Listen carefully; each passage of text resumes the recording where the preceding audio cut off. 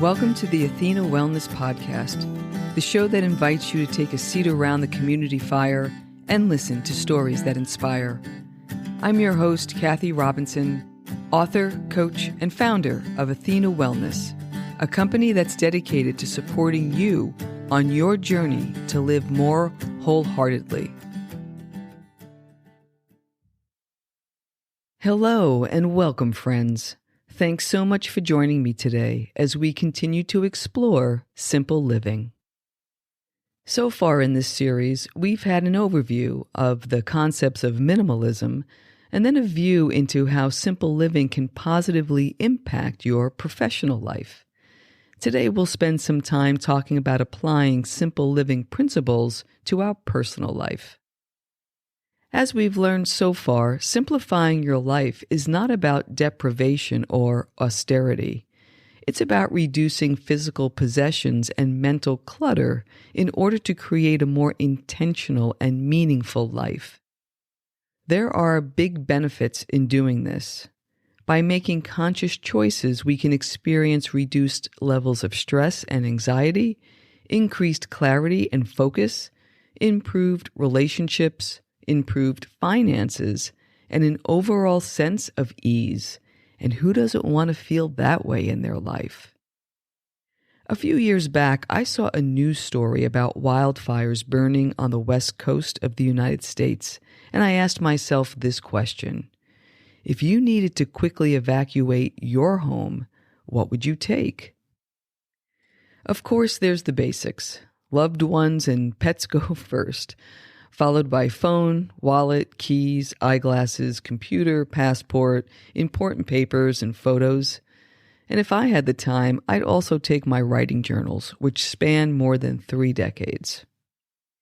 What I found interesting in doing this quick mental exercise is that everything on this list would easily fit into my car. It made me realize that what I own and what I value are 2 different things. This led me to a pile of boxes in my basement that remained from a house move I made years prior. The box contents were a mix of household items from the old house and items I bought when I moved into the new house. The boxes were a source of irritation for me, but I never made clearing them a priority until I saw those wildfires. And that weekend, I blocked off a Saturday morning and got to work. Here's what I learned that morning. Clutter, even if it's neat, organized, and hidden in a basement like mine, impacts physical, mental, and emotional well-being. The emotional attachment to our stuff is far-reaching and can take many different forms. Holding on to reminders of the past and how life used to be, keeping something, quote, just in case, hoping to return to a hobby or a project, keeping gifts or heirlooms out of obligation, and giving into our click and buy impulses. I also learned that it takes discipline to pause and mindfully let go of the past, to trust in life's flow, to give up hobbies that no longer fulfill, to communicate boundaries and bring less things into the home. These are all ongoing practices. The feelings that come with letting go are real. Sentimentality, memories, fear, guilt, perfectionism, and the realization that a material item is not going to help us be the ideal version of ourselves.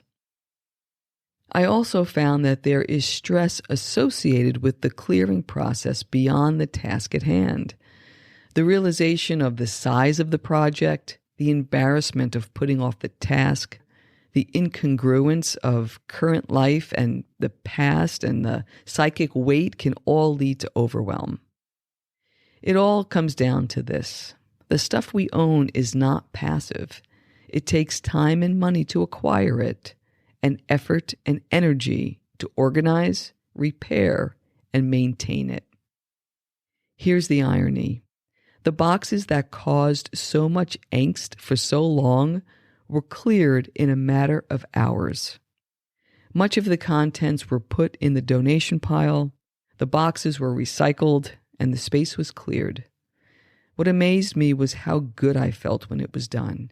And I have to admit, I kept walking by the cleared area for several days, basking in the empty space.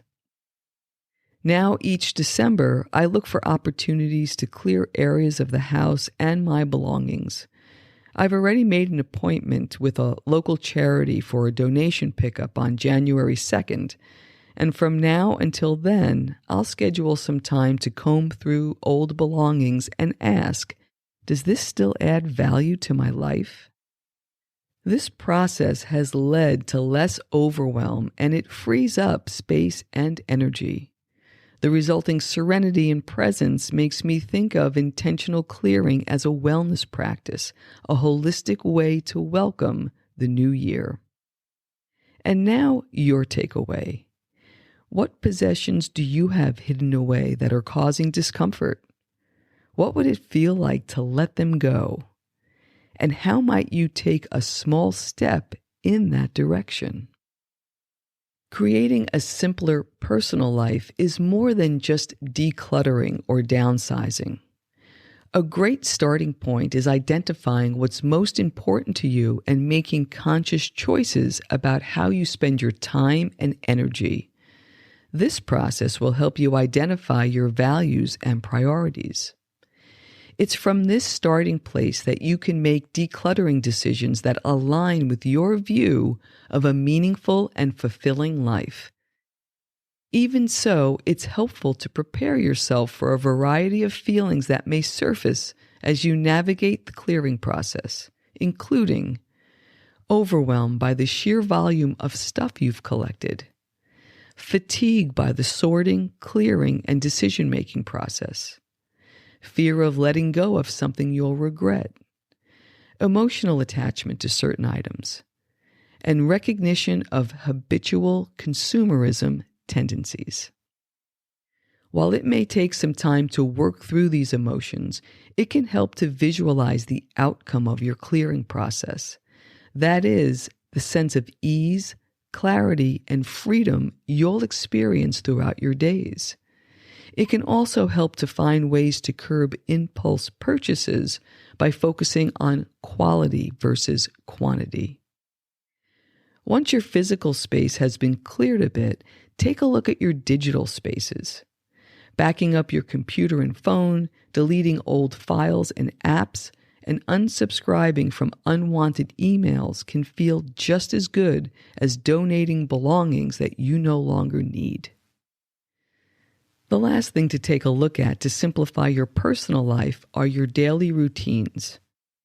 How you choose to move throughout your days can have a big impact on your well-being. A routine is just a sequence of actions that can add to our stress levels if we're not attentive to them. There are numerous ways to simplify your routines, including how you start and end your days, which tasks you'll choose to do or delegate, how much you pack into your schedule, and how you recharge your energy. The biggest benefit of being mindful with your schedule is you can redirect that time to connect with your loved ones and yourself. A life with fewer distractions is fertile ground for deep listening, engaged conversations, and meaningful activities. As we wrap up, here are 2 things to keep in mind as you consider ways to simplify your personal life. The first is to start small.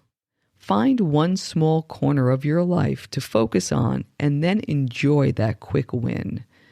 A kitchen cabinet or a junk drawer are great places to gain momentum because the emotional attachment will be far less than starting the process with something more sentimental. The second is to be mindful of the inflow of what you're bringing into your life.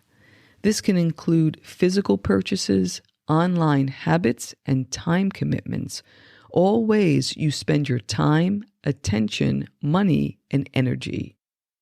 As the inflow decreases, there will be less to clear over time. Living intentionally is an opportunity to curate your lifestyle by carefully selecting your experiences, possessions, routines, and relationships. This is a process that takes time, effort, and commitment, but the payoff of living a simpler life is profound. Less stress and more happiness.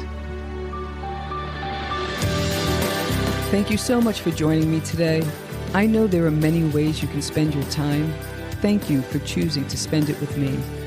Until our paths cross again, be kind to yourself and show your warrior spirit some love. If you know anyone who could benefit from today's episode, please pass it on. And many thanks for supporting the show by subscribing and leaving a review.